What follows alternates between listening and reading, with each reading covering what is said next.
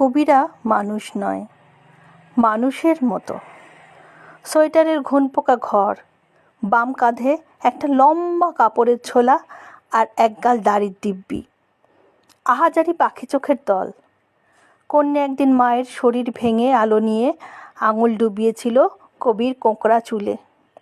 একদিন অজাত ভোরের ঘুমে কবিকে বুঝিয়েছিল পণ্ডশ্রম ছাড়া বসন্ত আসে না কোনো দিন। কবির মাথা সেই থেকে পা হয়ে যায়।